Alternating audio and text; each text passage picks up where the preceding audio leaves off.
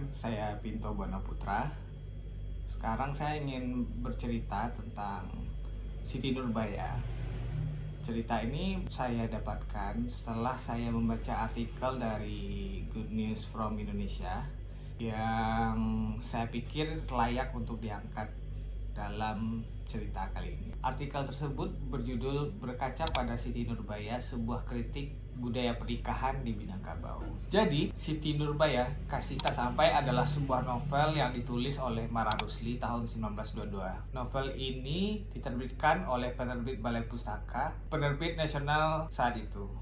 Novel Siti Nurbaya menceritakan cerita cinta remaja antara perempuan yang bernama Siti Nurbaya yang menjalin kisah asmara dengan laki-laki bernama Samsu Bahri. Kemudian, setelah mereka menjalin asmara, Siti Nurbaya dan Samsu Bahri harus melakukan long distance relationship karena Samsu Bahri harus melanjutkan studi dokternya ke Batavia yang saat ini kita kenal dengan Jakarta. Di satu sisi, keluarga Siti Nurbaya, yaitu ayah dari Siti Nurbaya yang bernama Bagindo Sulaiman, terlilit hutang dengan seorang pria yang bernama Datuk Maringgi. Datuk Maringgi adalah tokoh antagonis dalam novel ini yang digambarkan sebagai seorang pria yang kikir, jahat, dan juga memiliki hasrat buruk terhadap keluarga Siti Nurbaya. Kemudian ternyata dalam perjanjian bisnis tersebut, ayah Siti Nurbaya yaitu Bagindo Sulaiman tidak bisa membayar hutang tersebut. Maka Datuk Maringgi menawarkan penyelesaian masalah hutang tersebut dengan solusi agar dia boleh menikahi anak dari Bagindo Sulaiman yaitu Siti Nurbaya. Mendengar permintaan dari Datuk Maringgi, keluarga dari Siti Nurbaya terpaksa mengabulkan hal tersebut karena tidak ada cara lain lagi untuk memenuhi dan melunasi hutang kepada Datuk Maringgi. Mendengar cerita bahwasanya Siti Nurbaya sudah dinikahi oleh Datuk Maringgi, Samsu Bahri yang di perantauan merasa kecewa dan sedih karena kekasih hatinya yang dia sayangi menikah dengan laki-laki lain. Kemudian Samsu Bahri mencoba untuk melakukan bunuh diri, namun akhirnya berhasil digagalkan dalam cerita itu. Setelah itu, akhirnya Samsu Bahri melanjutkan studinya serta bergabung dengan tentara kolonial Belanda yang saat itu melakukan open recruitment terhadap pribumi.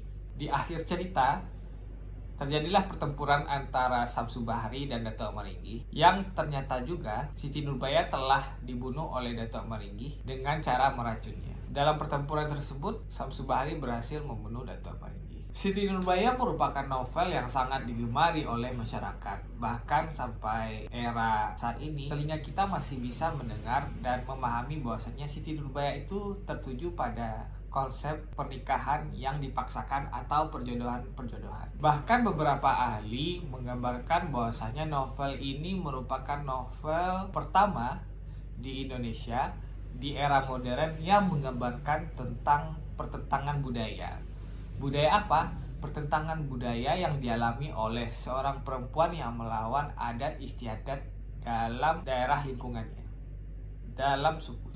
Sebenarnya Mara Rusli mengangkat cerita ini akibat dari kritik budaya terhadap rancunya budaya pernikahan Minangkabau saat itu, di mana budaya pernikahan Minangkabau dianggap adalah urusan bersama atau urusan komunal, yang padahal sebenarnya urusan pernikahan ini tidak hanya urusan komunal tapi lebih ke urusan privat antara seorang individu dengan individu lainnya.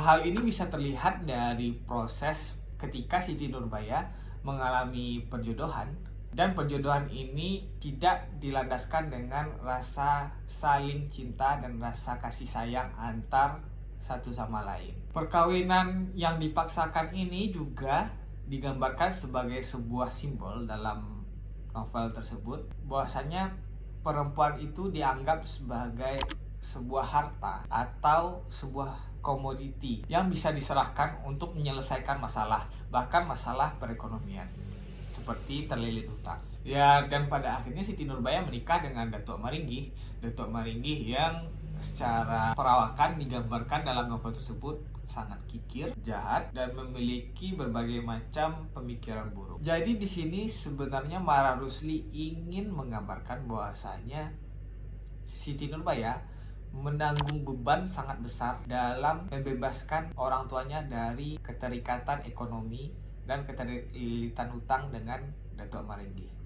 Inilah sebuah pengorbanan dari seorang perempuan yang ingin melihat keluarganya itu bebas dari masalah. Bahkan dia harus merelakan cinta sejatinya dengan seorang pria yang bernama Samsu Bahri. Hal ini terlihat dari gambaran-gambaran novel yang dituliskan oleh Mara Rusli pada novel tersebut.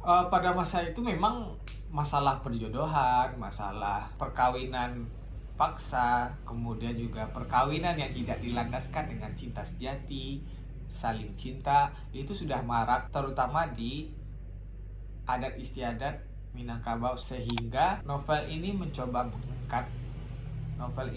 mengkritik fenomena-fenomena sosial budaya yang ada. Bahkan beberapa ahli menggambarkan novel Siti Nurbaya ini mencoba melawan dan mengkritik konsensus dari adat istiadat tersebut.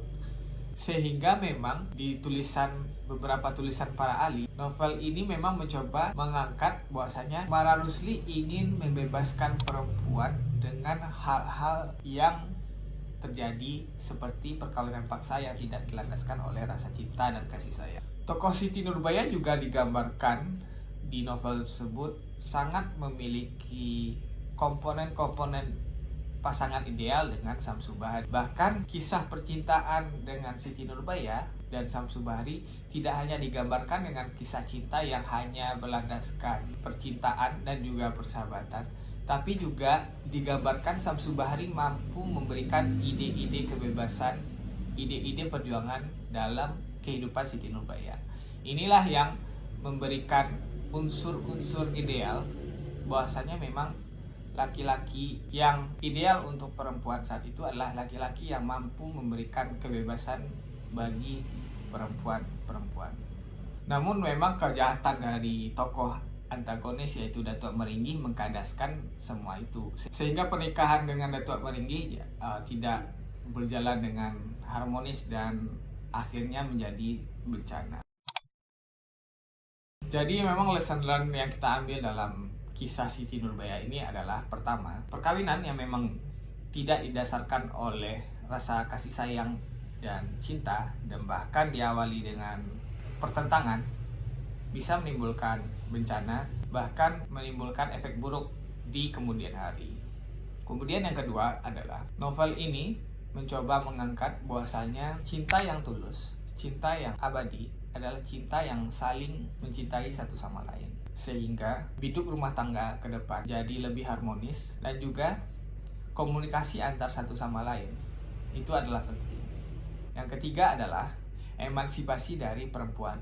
Bahwasanya memang perempuan di sini bukan hanya sebagai harta atau sebagai komoditas yang dapat diserahkan untuk menyelesaikan masalah, tapi adalah seseorang, bagian dari manusia yang memiliki hati dan perasaan, sehingga berhak untuk mendapatkan yang terbaik untuk dirinya dan berhak untuk memilih ke depan apa aja yang harus dia hadapi dan apa aja yang harus dia temui. Mari kita belajar terhadap Siti Nurbaya bahwasanya kebahagiaan yang abadi adalah kebahagiaan yang saling berkesesuaian satu sama lain.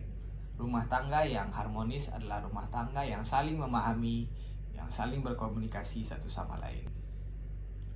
Sekian dan terima kasih.